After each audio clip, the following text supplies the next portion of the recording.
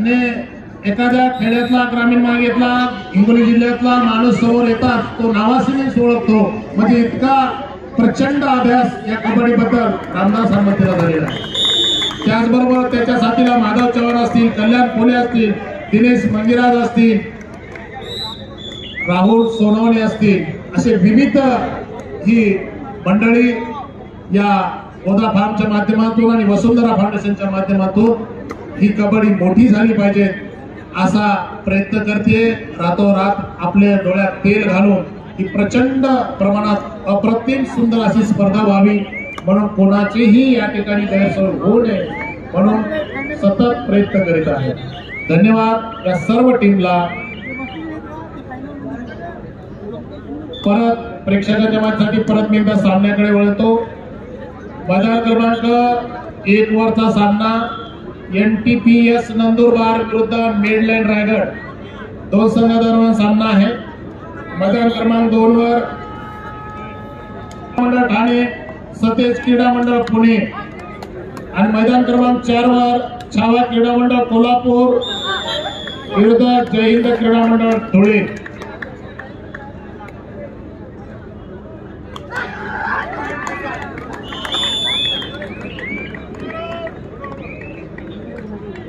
ग्रामीण भागात गाव पातळीवर, सर्कल पातळीवर, तालुका पातळीवर क्रीडा कबड्डी स्पर्धा आयोजित करून बक्षीस देण्याचं काम, मैदान उपलब्ध करून देण्याचं काम ग्राम पातळीवरच्या ज्या मान्यवरांनी केलंय त्यांचा या ठिकाणी आदरणीय काटकर साहेबांच्या शुभ हस्ते आपण सत्कार करणार आहोत. शाल, पुष्पगुच्छ आणि सन्मान चिन्ह देऊन तो सत्कार असेल.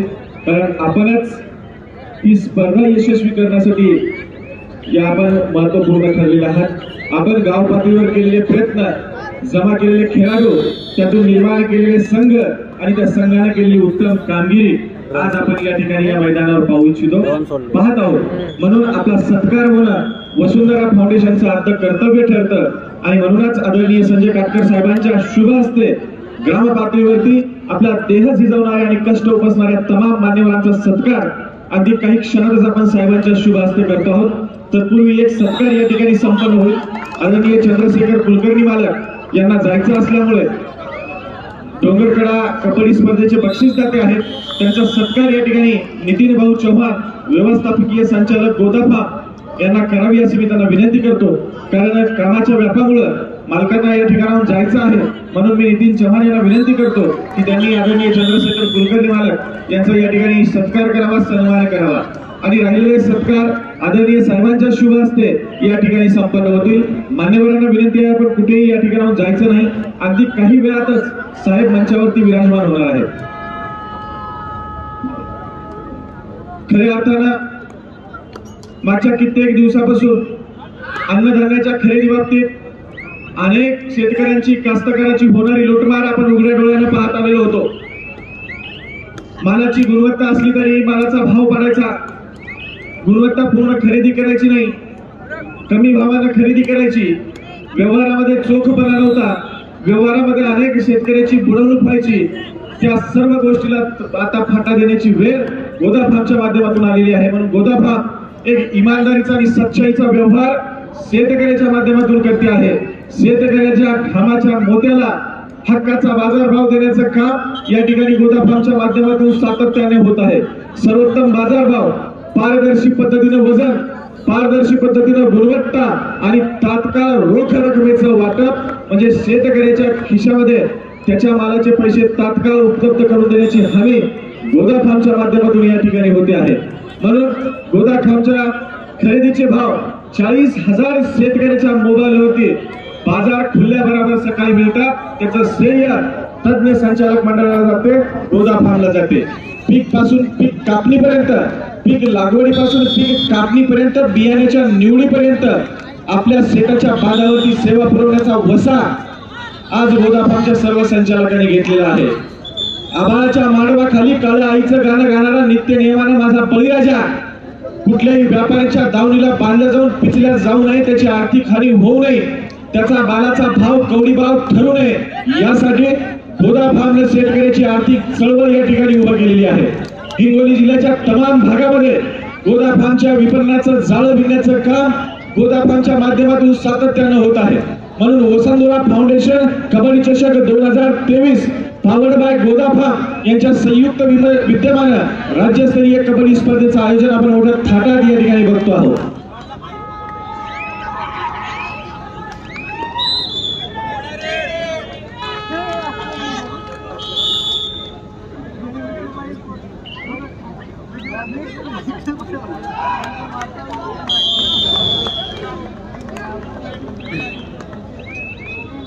हे सामने वसुंधरा फाउंडेशनच्या अधिकृत पेजवरून आपण ऑनलाईन बघू शकतो. ग्रामीण भाग असलेला आणि ग्रामीण भागात उदयाला आलेल्या कबड्डी स्पर्धेला जगामध्ये वैभव प्राप्त करण्याचं काम या ठिकाणी आपण करत आहोत आणि त्या कामाचे शिलेदार आपण या ठिकाणी होत आहोत. म्हणून ऑनलाईन पद्धतीचे सामने आपण आपल्या YouTube चॅनलवरती बघत आहोत, फेसबुक पेजवरती बघत आहोत आणि त्याचं समालोचन करण्याचं काम प्राध्यापक किशोर भोसले सर, प्राध्यापक गुणानंद पतंगे सर ही मान्यवर मंडळी आपल्यापर्यंत करत आहे. अतिशय दर्जेदार, अतिशय तंत्र शुद्ध आणि अतिशय मनोभावे आणि कुठलीही आकसबुद्धी न ठेवता खेळाच्या माध्यमातून आपण या ठिकाणी वसुंधरा फाउंडेशनच्या माध्यमाचा हा राज्यस्तरीय कबड्डी स्पर्धेचा थरार याच लाल तांबड्या मातीमध्ये अनुभवत आहोत. खरं तर या मैदानावरती आपण हा खेळ खेळत आहोत. त्या मैदानाला ऐतिहासिक पार्श्वभूमी आहे. हिंगोलीचा दसरा मेळावा अखंड भारतामध्ये मागच्या 150 वर्षापासून प्रसिद्ध आहे. त्याच 150 वर्षावरती अखंड भारतभूमीवरती अनेक संत महंतांच्या पावन स्पर्शाने पदस्फुरित झालेल्या या रामलीला मैदानावरती वसुंधरा फाउंडेशन कबड्डी चषक 2023 याचा बहारदार कबड्डी सामना आपण याच डोळा अनुभवत आहोत. कबड्डीचा थरार अनुभवण्यासाठी महाराष्ट्राच्या कानाकोपऱ्यातून आणि विशेषतः हिंगोली जिल्ह्याच्या अनेक वाडी वस्ती तांडे गाव पातळीवरतून कबड्डीचे रसिक प्रेमी मायबाप प्रेक्षक या ठिकाणी प्रेक्षक गॅलरीमध्ये बसून मनमुरादपणे या कबड्डीचा थरार अनुभवत आहेत. आता इतिहास घडणार, सर्वोत्तम संघ मिळणार हा ब्रीद घेऊन बिनधास्त झुंजायचं, मैदान जिंकायचं. वसुंधरा फाउंडेशन कबड्डी चषक 2023 पावर्ड बाय गोदाफाम.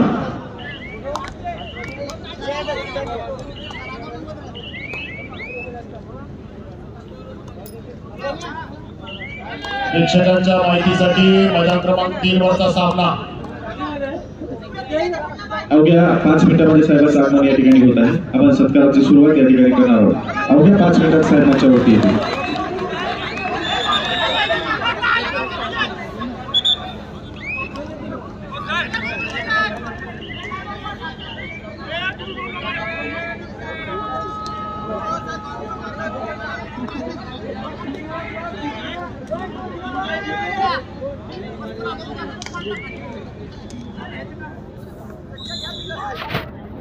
जबरदस्त खेळाचं प्रदर्शन मैदान क्रमांक 3 वर. मोरिया क्रीडा मंडळ ठाणे निळ्या जर्सी मध्ये जो संघ दिसतो आहे तो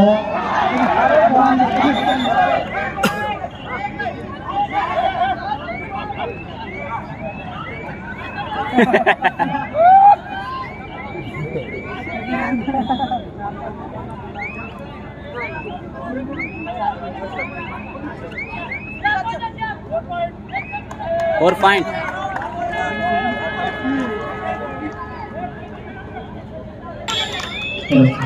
थैंक यू सर.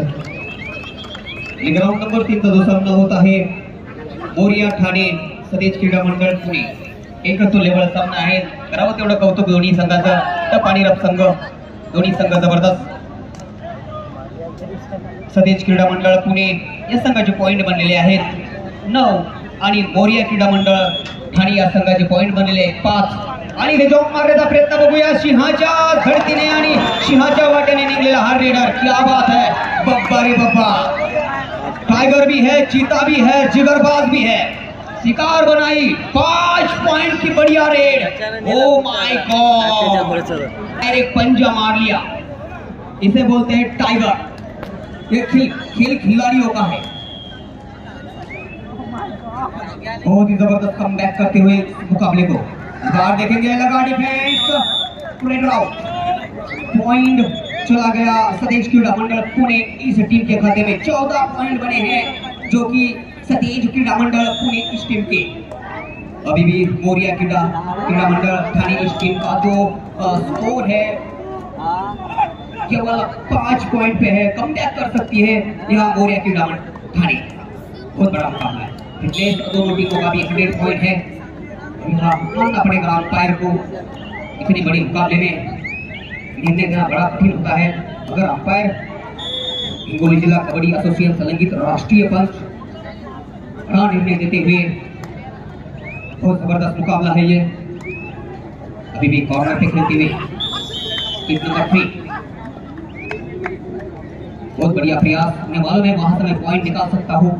बढ़िया एक किक लगाने की कोशिश है और इस बार सुरक्षित अपने टीम में वापस आए।